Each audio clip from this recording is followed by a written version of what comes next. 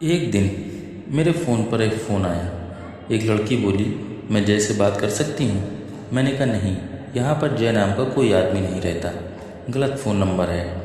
वो कहने लगी, मेरा नाम पूजा है, जय का ये नंबर मेरी एक सहेली ने दिया है, तभी मैंने तुमसे बात की। मुझे कोई प्रॉब्लम है जय, मेरी मदद करो। मैंने कहा नहीं, ये जय का नंबर नहीं है। यह कहकर फ़ोन काट दिया। शाम को मैंने अपनी मेल चेक की तो देखा कि किसी की 4-5 मेल हैं। खोल कर देखा तो सभी पूजा की थी। मैंने रिप्लाई दिया, तभी साथ के साथ मेल आ गई। मैंने देखा कि उसका मेल आईडी याहू का था। मैंने पूजा को मेल किया, अगर तुम ऑनलाइन हो तो मेरे से याहू मैसेंजर पर बात करो। उसके बाद मैंने जीमेल आईडी बंद किया, याहू आईडी को ओपन किया और पूजा की आईडी चैट में डाली, तभी पता चला पूजा ऑनलाइन है। हम दोनों की बात शुरू हो गई। पूजा ने मेरे बारे में पूछा और मैंने पूजा के बारे में सारी जानकारी ली। उसके बाद मैंने पूजा से कहा उसी फ़ोन नंबर पर कॉल करना। उसके बाद मैंने अपना लैपटॉप बंद कर दिया। उसके 5 से 7 मिनट के बाद ही पूजा का फ़ोन आ गया। हम दोनों में काफ़ी बातें हुई। मैंने पूजा से बोला, मैं तुमसे पहले एक बार मिलना चाहूँगा। पूजा कहने लगी, जय, जब भी मिलना हो फ़ोन कर देना, जहाँ भी कहोगे मैं मिलने को तैयार हूँ। हमने तय किया कि हम दोनों इंडिया गेट पर मिलते हैं। उसके 3 दिन के बाद हम लोग शाम को 5:30 बजे इंडिया गेट पर मिले। दोनों की काफ़ी देर तक बात हुई। जब हम दोनों हर बात से सहमत हो गए तो पूजा बोली, जय, मैंने अपने बारे में जो सुना था, तुम तो उससे भी ज़्यादा मुझे पसंद आए।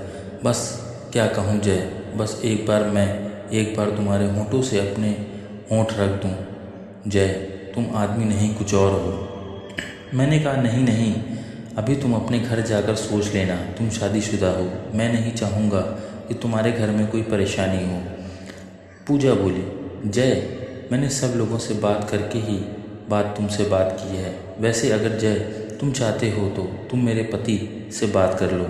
यह कहकर पूजा ने किसी को फ़ोन किया और स्पीकर ऑन कर दिया।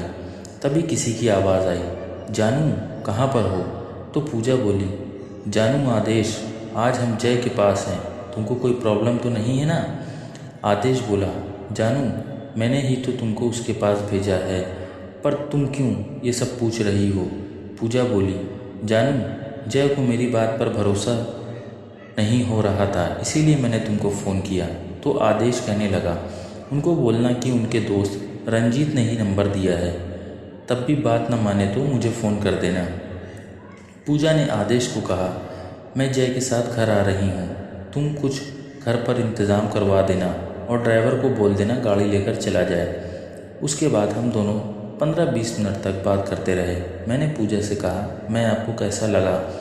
पूजा, जय, मैं तो सोचा था कि तुम तो बहुत ही लंबे तगड़े होगे, पर देखा कि तुम तो मुझे बहुत दुबले से हो, परंतु हो बहुत ही जानदार। जो मुझको बताया था मेरी सहेली ने, उससे भी बढ़कर। जय, अब तुम बताओ मैं तुमको कैसी लगी? मैंने कहा, मुझे लगता है कि तुम्हारी फ़िगर कमर 28, हिप्स 34, चेस्ट 34, वज़न 47-50 किलोग्राम और लंबाई 5 फुट 4 इंच, या और भी कुछ बताना है क्या? पूजा कहने लगी, जय, तुम तो सब कुछ जान लेते हो, तुम तो कमाल के निकले। मैंने कहा, पूजा, हम लोग एक तरफ को बैठे हैं, बस तुम अपनी ब्रा का हुक खोलो और अपने शलवार का नाड़ा थोड़ा ढीला करो, जिससे मेरा हाथ आराम से चला जाए, अगर तुमको ऐतराज़ ना हो तो। पूजा कहने लगी, नहीं जय, तुम जो भी कहोगे मैं वो सब करने को तैयार हूँ। और जैसे ही मैंने कहा था, पूजा ने वैसे ही किया। पहले मैंने पूजा की दोनों चूचियों पर अपना हाथ हल्के हल्के 2-4 बार सहलाया और दबाया। पूजा, क्या मैं तुम्हारी चूचियों को अपनी आंखों से देख सकता हूँ? तो पूजा बोली, क्यों नहीं, यहाँ पर कौन देख रहा है? पूजा, पहले ऊपर दुपट्टा डाल लो। पूजा ने दुपट्टा ऊपर डाल लिया और अपनी कमीज़ ऊपर किया। मैंने देखा कि पूजा की निप्पल में थोड़े गहरे रंग के हैं। मैंने कहा, अब तुम ठीक तरह से बैठ जाओ और अब मैं बस एक बार उंगली डाल के देखना चाहूँगा। पूजा बोली, डाल लो ना, मैं तो पहले से ही तैयार हूँ, मैंने तो पहले ही नाड़ा खोल दिया था। मैंने पूजा की शलवार में हाथ डाला और पूजा से कहा, अपनी दोनों टांगों को थोड़ा खोलो। पूजा ने अपनी दोनों टांगों को फैला दिया। मैंने जैसे ही अपनी एक उंगली पूजा की योनि में डाली तो देखा कि पूजा की योनि तो पूरी तरह से खुली हुई है। उसके बाद मैंने 2 उंगली डाली। उसके बाद का हाल मैं आप लोगों को नहीं बता सकता, क्योंकि इसका जो अनुभव मुझे है वो हर कोई नहीं जान सकता है। उसके बाद मैंने पूजा से कहा, अपने आप को ठीक करो। पूजा ने अपने कपड़े ठीक किए और बोली, जय अब बोलो। मैंने कहा, पूजा तुम तो 2-3 बच्चों की माँ तो अब तक बन ही गई होगी। पूजा बोली, परंतु मेरा तो एक भी बच्चा नहीं है, उसके लिए ही तो मैं आपके पास आई हूँ। मैंने कहा, पूजा मुझे लगता है 4-5 बार गर्भपात भी करवा चुकी हो और गोलियाँ भी ले चुकी हो। जय, तुमने थोड़ी ही देर में मुझे सब कुछ बता दिया। मैं तो बस यही कह सकती हूँ कि अब मैं अपने परिवार और अपने घर को खुश रखना चाहती हूँ। बस तुम मेरी मदद करो, चाहे जो भी हो जाए। 3-4 मिनट तक खामोश बैठा रहा। उसके बाद मैंने पूजा से पूछा, तुमने पहली बार सहवास कब किया था? मेरा मानना है कि तुमने पहली बार लगभग 18 साल की उम्र में किया होगा। पूजा ने कहा, हाँ, मैंने पहली बार 12वीं क्लास पास करने के बाद अपने घर पर अपने एक दोस्त के साथ किया था। मैंने कहा, उसके बाद मुझको लगता है कि तुम लोग काफ़ी दिनों तक लगातार मज़े लेते रहे। पूजा ने कहा, हाँ, लगभग 5-6 महीने तक। मैंने कहा, मुझको लगता है तुमको गर्व रह गया था और तुमने गोलियां खाई होंगी और उसके बाद उसने तुम्हारे से किनारा कर लिया होगा। पूजा ने कहा, जय, तुमको ये सब कैसे पता चला? ये बात एकदम सही है। पूजा, उसके थोड़ा ही दिनों के बाद तुमने और किसी को दोस्त बना लिया और उसके साथ भी यही कुछ हुआ, पर इस बार तुम्हारे घर वालों को पता चल गया होगा और तुम्हारी शादी उन्होंने आदेश के साथ कर दी होगी। पूजा बोली, हाँ जय, तुम जो भी कह रहे हो वो सब सही है। पूजा, मैं ये जानना चाहता हूँ कि तुम गर्भपात कब और कैसे करवाया और भी कितनी बार? पूजा कहने लगी, जय, जब हमारी शादी हुई मेरी उम्र उस समय 20 साल थी। हम दोनों जल्दी बच्चा नहीं चाहते थे, तो हमारी शादी के 3 महीने के बाद ही मुझे बच्चा रह गया, तो हम दोनों ने आपस में बात करके वो गिरवा दिया। उसके बाद लगभग मुझे 1 साल के बाद फिर से गर्भ रह गया और उसका भी गर्भपात हमने करवा दिया। अब मेरी इस समय उम्र 27 साल है।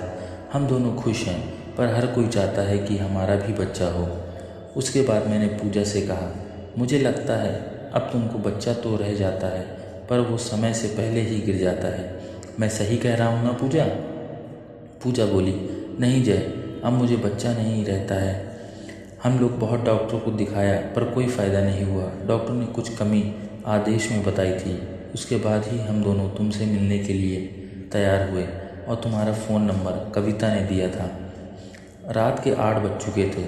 20-25 मिनट में हम दोनों पूजा के घर प्रतिविहार पहुंच गए तो पूजा कहने लगी, जय अंदर चलो, और मुझे पकड़कर अंदर ले गई।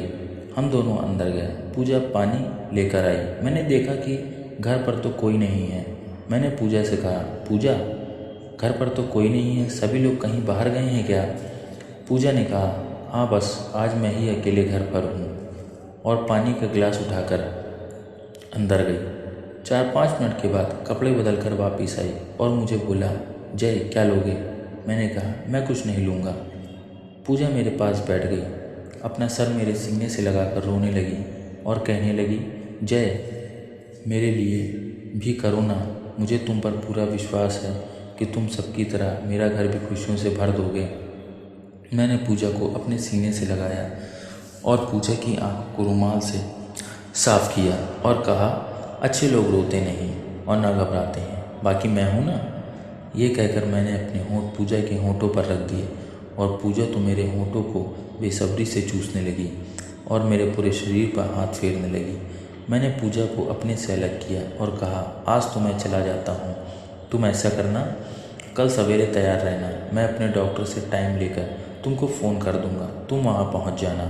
पूजा कहने लगी, ठीक है जय, जहाँ भी तुम बोलोगे मैं वहाँ आ जाऊँगी। मैंने फिर एक बार पूजा को चूमा और चलने लगा तो पूजा कहने लगी, जय मेरे लिए थोड़ी देर और रुक जाओ ना। मैंने पूजा की आंखों में देखा। पूजा की आंखों से मायूसी साफ दिखाई दे रही थी। मैंने कहा, पूजा कुछ पीने के लिए है? तो पूजा बोली, आज तो जय मैं तुमको अपने होठों से पिला दूंगी। मैंने कहा, क्या पूजा, पीने के लिए क्या है? पूजा बोली, रम, विस्की और बियर। मैंने कहा, पूजा तुम क्या लेती हो? तो पूजा बोली, जय मैं तो कभी कभी बियर ही लेती हूँ। मैंने कहा, मेरे साथ लोगी? पूजा बोली, जय मैं तुम्हारे साथ जहर भी पी सकती हूँ। मैंने कहा, मजाक छोड़ो, चलो बियर लेकर आओ। पूजा कहने लगी, हमने एक छोटे सा बार बना रखा है, जो भी तुमको चाहिए वो वहीं पर मिल जाएगा। हम दोनों अंदर बार में चले गए। मैंने देखा कि पूजा के यहाँ पर तो पता नहीं किस किस तरह की शराब रखी थी और साइड में एक बड़ा सा फ्रिज रखा था। पूजा ने फ्रिज से एक बोतल बियर की निकाली और तो ग्लास में डाली, एक मुझे दिया और एक खुद लिया और म्यूज़िक ऑन कर दिया। गाना बज रहा था, ना जाऊँ सैया छुड़ा के बैया। पूजा ने अपनी नाइटी उतार कर एक तरफ फेंक दी, मेरी बाहों में आकर बैठ गई और मेरे होठों को चूमने लगी। मेरी शर्ट के बटन खोलकर मेरी शर्ट निकाल दी। उसके बाद मेरी बनियान को भी फाड़ दिया और मेरी बेल्ट खोली और मेरी पैंट नीचे करके मेरा पप्पू निकाल कर चूसने लगी। मैंने भी पूजा की चूचियों को ब्रा की कैद से निकाला और चूसने लगा, हाथ से मसलने लगा। ये कहानी बिल्कुल रियल स्टोरी है। 4-5 मिनट तक हम दोनों ऐसे ही करते रहे। उसके बाद मैंने पूजा से कहा, तुम काउंटर पर हाथ रखकर झुक जाओ। पूजा अपने हाथ काउंटर पर रखकर झुक गई। मैंने अपना पप्पू पूजा की चिड़िया पर सेट किया और धक्का मारा। मेरा पप्पू पूजा की चिड़िया में एक ही धक्के में जड़ तक पहुंच गया। पूजा के मुंह से हल्की सी चीख निकली। मैंने पूजा से कहा, कोई प्रॉब्लम तो नहीं है? पूजा ने कहा, यार बहुत दिनों के बाद आज ऐसा पप्पू मिला है जो अंदर तक जा सके। कुछ देर रुकने के बाद मैंने धक्का मारना शुरू कर दिया। 6-7 मिनट तक मैं आराम से धक्का मारता रहा। पूजा को मज़ा आने लगा और पूजा मेरा साथ देने लगी। 4-5 मिनट के बाद मैंने भी अपना काम रस पूजा की चिड़िया में छोड़ दिया और पूजा को बाहों में भरकर काउंटर पर लेट गया। 4-5 मिनट तक हम दोनों ऐसे ही लेटे रहे। उसके बाद हम दोनों उठे और बाथरूम में फ्रेश होकर आ गए। मैंने पूजा से कहा, मेरे कपड़े दो, अब मैं निकलता हूँ। पूजा बोली, जय आज तो मैं तुमको नहीं छोड़ सकती। तुमने जो मुझे वजह दिया है वो सबसे अलग है। मैंने कहा, कोई बात नहीं, जय सबसे अलग होता है, आज तुम पूरा मज़ा लो। उसके बाद मैंने पूजा को ज़बरदस्त तरीके से पेलना शुरू कर दिया। 7-8 मिनट में ही मेरा शरीर जवाब दे गया और मैंने फिर पूजा की चिड़िया में अपना रस छोड़ दिया। मैं उसके बाद बाथरूम गया और फ्रेश होकर कपड़े पहने और अपने घर आ गया। उसके 2 दिन के बाद मैंने पूजा को फ़ोन किया, कल 10 बजे डॉक्टर के पास जाना है। मैं पूजा को डॉक्टर के पास लेकर गया तो डॉक्टर ने सब कुछ नॉर्मल बताया। उसके बाद हम दोनों हफ्ते में 3-4 बार मिलते रहे। पूजा को 3-4 महीने के बाद गर्भ रह गया।